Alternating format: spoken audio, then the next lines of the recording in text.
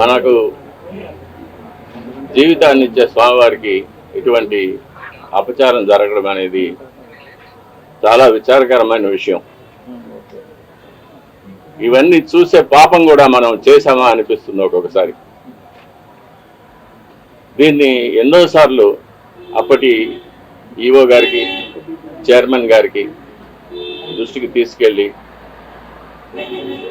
ఇలా ప్రసాదాల నాణ్యత సరిగ్గా లేదు, ముందులాగా లేదు, ప్రసాదాల పరిమాణాలు స్వామివారికి సరిగ్గా నివేదన కావడం లేదు, సరైన ఆగమ ఉక్తమైన కాలాల్లో స్వామివారికి నైవేద్యాలు జరగడం లేదని ఎన్నోసార్లు దృష్టికి తీసుకెళ్ళాం. కానీ లాభం లేకపోయింది. దీనికి మరొక కారణం నాది ఒంటరి పోరాటం అయిపోయింది. నాకు ఈ విషయాల్లో సహకరించేదానికి నా తోటి అర్చకులు ఎవరూ కూడా వారి వారి వ్యక్తిగత కారణాల వల్ల ముందుకు రాలేదు, ప్రధాన పరిచారకులైన వాళ్ళు రాలేదు. కాబట్టి ఇది ఈ 5 ఏళ్ళు నిరభ్యంతరంగా ఈ మహాపాపం జరిగిపోయింది. ఒక సైంటిస్ట్గా ఈ నెయ్యి యొక్క పరీక్షల యొక్క ఫలితాలు కూడా నేను చూశాను, ల్యాబ్ రిపోర్ట్స్ చూశాను. ఇందులో కూడా వెజిటబుల్ ఫ్యాటు, అనిమల్ ఫ్యాటు, జంతువుల యొక్క కొవ్వు పదార్థం, స్థావరాల యొక్క జంగమాల యొక్క కొవ్వు పదార్థాలు కలిసినట్టుగా ల్యాబ్ రిపోర్ట్ను చూశాను. పరిశుద్ధమైన ఆవు పాలతో తయారు చేసిన నెయ్యిలో అది స్థావరమైనా కానీ జంగమైనా కానీ కొవ్వు పదార్థాలు కలవడానికి వీలు లేదు. అది ఇంప్యూరిటీస్ కింద లెక్క వస్తుంది. ఇప్పటి ప్రభుత్వం పదవికి రాగానే తిరుమలను ప్రక్షాళన చేస్తామని తిరుమలలోనే ముఖ్యమంత్రి గారు సెలవిచ్చారు. దానికి తగినట్లు ఎన్నో చర్యలు తీసుకున్నారు కూడా. ఇది అనుకోకుండా బయటపడిన విషయం. దీనికి కూడా పరిహారంగా కర్ణాటక డైరీ నుంచి నందిని మార్కు నెయ్యిని, శుద్ధమైన ఆవు నెయ్యిని మళ్ళీ కొని స్వామివారికి ప్రసాదాలు తయారు చేయించడానికి ప్రభుత్వం నిర్ణయం తీసుకుంది.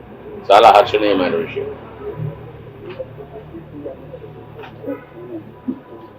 ఈ విషయంలో ముఖ్యమంత్రి గారికి విన్నపం, స్వామివారి మీద విశేషమైన భక్తి ఉన్నవారికి, ఆగమ శాస్త్రం మీద, మన సాంప్రదాయాల మీద గౌరవం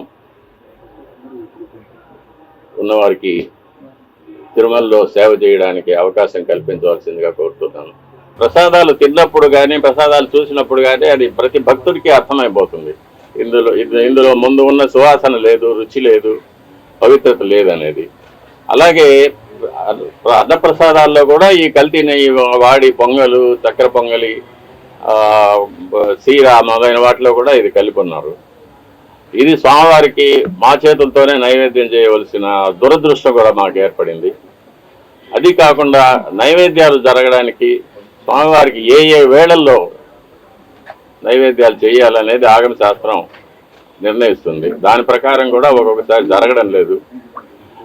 నైవేద్యం చేయవలసిన సమయాన్ని కూడా కుంచి 10 నిమిషాల్లో అయిపోవాలి, 15 నిమిషాల్లో అయిపోవాలి అనేది అర్చకుల మీద ఒక ప్రెషర్ పెట్టడం, త్వరగా ముగించదని చెప్పి వాళ్ళని తరమడం, ఇవన్నీ కూడా జరుగుతూ ఉన్నాయి. ఇవన్నీ కూడా స్వామివారికి జరిగే అపచారాల కిందకే. తిరుమలకి వస్తే స్వామివారి దేవాలయం చుట్టూ నెయ్యి గమగమలు ఎప్పుడు ఉండేది.